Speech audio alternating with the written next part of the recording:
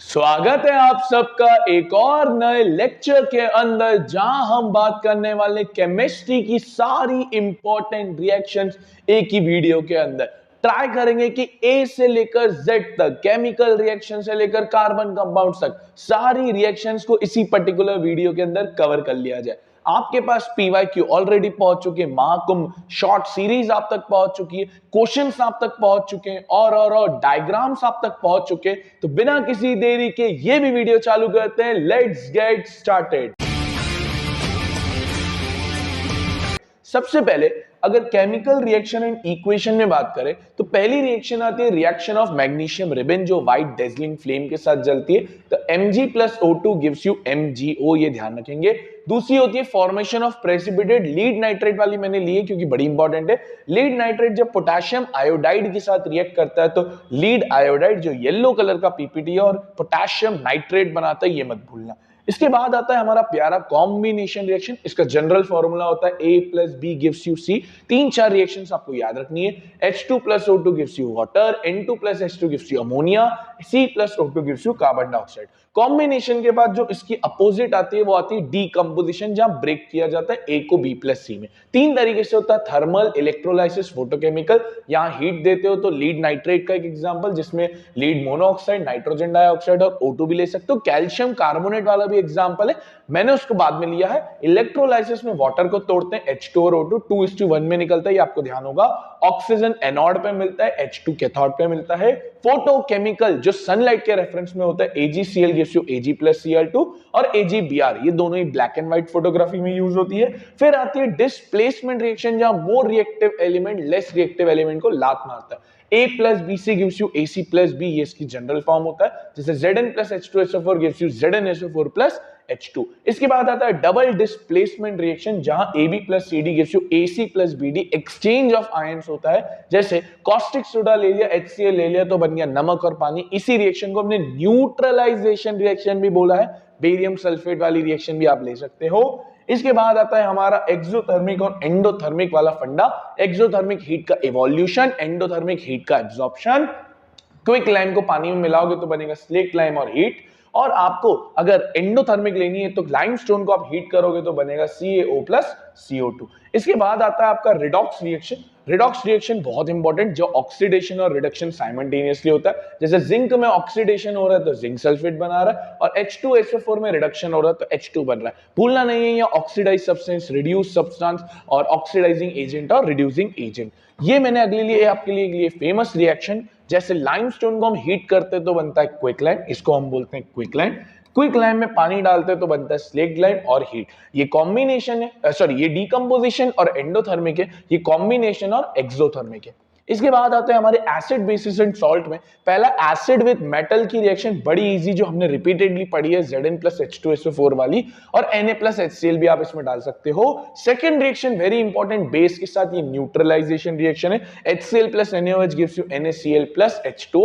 इसी रिएक्शन को प्रेसिपिटाट रिएक्शन भी कहते हैं। इसके बाद आता है very very important metal carbonate की रिएक्शन, क्योंकि इसमें सिक्रीशन होता है CO2 गैस का। तो यहां पर HCl और CaCO3, तो आपका CaCl2 CO2 और आपका वाटर बनता है। अब लाइम वाटर टेस्ट सबको पता होनी चाहिए कि कार्बन डाइऑक्साइड को टेस्ट कैसे किया जाता है। तो लाइम वाटर लेते हैं, स्लेट लाइम, उसमें हम डालते हैं CO2, तो व्हाइट कलर का मिल्किश पीपीटी बनता है। ठीक है, ये आपकी रिएक्शन होती है। इसके बाद आता है आपका मेटल का रिएक्शन, एसिड का रिएक्शन मेटल ऑक्साइड के साथ। तो एसिड और मेटल ऑक्साइड सॉल्ट और वाटर देते हैं, इसलिए हम कहते हैं कि all metal oxide are basic in nature. कौन से नेचर के होते हैं? बेसिक नेचर के होते हैं। इसके बाद आता है आपका बेस की रिएक्शन मेटल के साथ, वेरी इंपॉर्टेंट, बहुत बच्चे छोड़ देते हैं।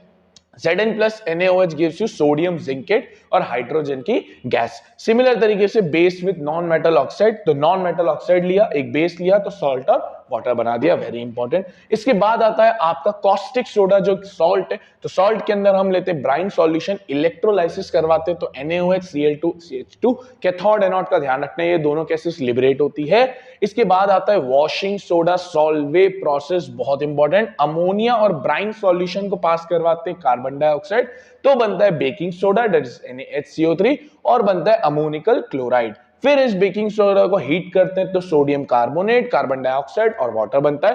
देन इस सोडियम कार्बोनेट में 10 क्रिस्टल्स ऑफ पानी ऐड करके हमको वॉशिंग सोडा मिलता है। इस वॉशिंग सोडा के बाद इसी का भाई बंधु आता है बेकिंग सोडा, जो उसकी फर्स्ट थी, यही उसकी फर्स्ट है बेकिंग सोडा। और इसमें टार्ट्रिक एसिड का बहुत अच्छा क्वेश्चन आता है, एग्जाम में ध्यान रखना है। इसके बाद आता है आपका ब्लीचिंग पाउडर, जो क्लोरीन की गैस निकली थी क्लोर अल्कली प्रोसेस में, उसको आप मिला दो लाइम वाटर के साथ तो बन जाएगा कैल्शियम ऑक्सीक्लोराइड और बनेगा साथ में वाटर, यही है हमारा ब्लीचिंग पाउडर। इसके बाद आता है आपका पीओपी, जो बनता है जिप्सम से, CaSO4.2H2 हीट करते तो बनता है half H2 that is hemihydrate, और 3/2 H2 अलग निकल जाता है। इसके बाद आता है आपका reaction of metals, metal with oxygen. तो metal with oxygen metal oxide बनाते हैं। जनरल लेवल पे metal oxide are basic in nature. कुछ होते हैं Al2O3 और Zn ऑक्साइड जो एम्फोटेरिक ऑक्साइड्स होते हैं, ऐसे ऑक्साइड जो acidic as well as basic nature show करते हैं। अगर मैंने इसको एक बेस मान लिया और एसिड के साथ रिएक्ट किया तो सॉल्ट प्लस वाटर, और एक बार एसिड मान लिया बेस के साथ रिएक्ट किया तो सोडियम एल्यूमिनेट, जो कि एक सॉल्ट है। तो ये भी ध्यान रखना है आपको। इसके बाद आती है वाटर के साथ रिएक्शन, बहुत important, Na+H2 highly exothermic reaction. Ca और Mg फ्लोट करना चालू करते हैं क्योंकि बबल स्टिक हो जाते हैं। Fe और Al आपका ऑक्साइड बनाते हैं, भूलना नहीं है, ये हाइड्रो ऑक्साइड बनाते हैं, ये ऑक्साइड बनाते हैं।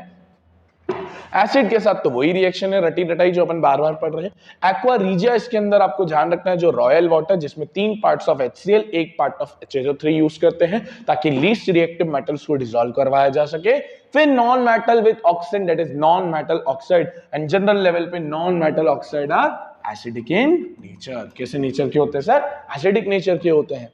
इसके बाद आता है आपका आयोनिक बॉन्ड, जैसे NaCl का मैंने एक बना के दिया है और MgCl2 का आपको मैंने इसके अंदर बना के दिया है। तो ये दो आपकी रिएक्शंस होती है। आयोनिक बॉन्ड के फीचर्स याद रखना कि क्या क्या उसके force of attraction, electricity, solubility, ये सारी चीज इसके अंदर इंपॉर्टेंट होती है। और आता है फिर अकरेंस ऑफ मेटल, या जिसको हम एक्सट्रैक्शन बोलते हैं। दो होते हैं, नेटिव स्टेट में, कंपाउंड स्टेट में। गोल्ड प्लेटिनियम आपको नेटिव स्टेट में मिलता है, सिल्वर में मिलता है, बट सिल्वर कंपाउंड नहीं मिलता है, कंपाउंड में जितने भी अदर्स आ गए। अब इसके अंदर भी 3 होते हैं, एक हाईली रिएक्टिव, जैसे NaCl का इलेक्ट्रोलाइसिस करवाएंगे तो Na+ और Cl-, देन Na+ को इलेक्ट्रॉन देंगे कैथोड के थ्रू तो Na, Cl- इलेक्ट्रॉन लूज करेगा तो आपके बनेंगे Cl। अच्छा, इसके बाद आता है मॉडरेट रिएक्टिव। मॉडरेट रिएक्टिव में या तो सल्फाइड का हो रहे हैं या कार्बोनेट का हो रहे हैं। सल्फाइड की ओर की होती है रोस्टिंग, कार्बोनेट की ओर की होती है कैल्सिनेशन। रोस्टिंग होती है इन दी प्रेजेंस ऑफ O2, वो होती है इन दी एब्सेंस। दोनों में बनता जिंक ऑक्साइड है। फिर रिड्यूसिंग एजेंट हम कार्बन लेते हैं। कभी कभार रिड्यूसिंग एजेंट कार्बन ना लेते हुए एक हाईली रिएक्टिव एलिमेंट जैसे एल्यूमिनियम हो गया, तो इस रिएक्शन का नाम भी थर्माइट रिएक्शन पड़ता है। जैसे मैंने लिया, ये रिएक्शन आपकी रेलवे ब्रिजेस को ज्वाइन करने के काम आती है। थर्माइट रिएक्शन के बाद आता है लोअर रिएक्टर, ज्यादातर सल्फाइड के ओर में। तो आपने मर्क्यूरी सल्फाइड का ओर लिया, इसको O2 के साथ हीट किया तो सल्फर डाइऑक्साइड और mercury oxide, then again heat करके आपको मर्क्यूरी मिल जाता है। क्यूप्रिस सल्फाइड जो होता है आपको O2 के साथ हीट किया तो Cu2 और SO2, देन इसको अगेन Cu2S के साथ ही रिएक्ट करवा के Cu+SO2 बनता है। बहुत ज्यादा बार लीस्ट रिएक्टिव पूछा गया है। लीस्ट रिएक्शन के बाद आपका आता है इलेक्ट्रोलाइटिक रिफाइनिंग। पिछले साल 2024 में इसके ऊपर रिपीटेडली क्वेश्चन आया है।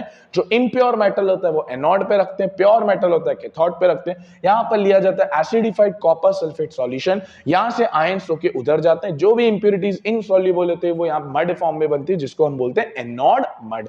इसके बाद आते हैं हम कार्बन वाले चैप्टर के ऊपर। तो कोवेलेंट बॉन्डिंग बड़ी इंपॉर्टेंट हो जाती है। पहला CO2 की कोवेलेंट बॉन्डिंग, जहां पर आपका इलेक्ट्रॉन शेयर होता है, डबल बॉन्ड बनता है। मीथेन का आपका सिंगल बॉन्ड जो शेयरिंग होती है वो भी इंपॉर्टेंट आ जाता है। इसके बाद आता है आपका एडिशन रिएक्शन कार्बन के अंदर। C2H4 ये अनसैचुरेटेड कंपाउंड इथीन के साथ किया मैंने, H2 के साथ ज्वाइन करवाया, हाइड्रोजनेशन भी कहते हैं। निकल और पैलेडियम कैटलिस्ट बने और इथेन आपको बना के दे दिया। इसके बाद आता है सब्स्टिट्यूशन रिएक्शन, जो सनलाइट के रेफरेंस में होती है। CH4 को Cl2 के साथ सब्स्टिट्यूट किया तो CH3Cl, जिसको हम क्लोरोमीथेन बोलते हैं, और आपका बना हाइड्रोक्लोरिक एसिड।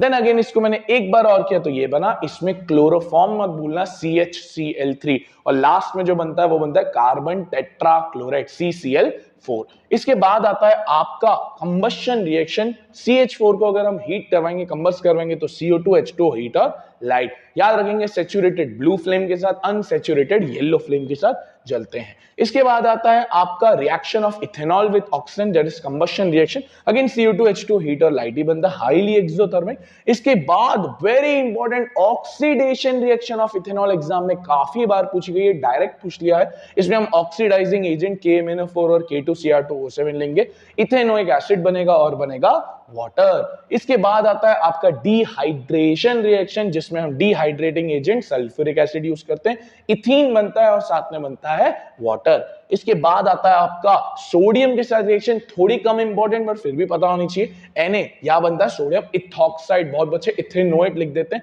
और साथ में बनती है हाइड्रोजन गैस। इसके बाद आता है आपका ईस्ट्रिफिकेशन रिएक्शन, ओए होए ये एग्जाम में आएगी, लिख के ले लो, ईस्ट्रिफिकेशन तो पक्का आएगी। इथेनॉल और इथेनोइक एसिड को मिलाते हैं in the presence of sulphuric acid, तो बनता है CH3COO, इसका नाम एक और लिख लो, इथाइल इथेनोएट। क्या भी बोलते हैं इसको, ethyl ethanoate, sweet smelling compound, और साथ में बनता है वाटर।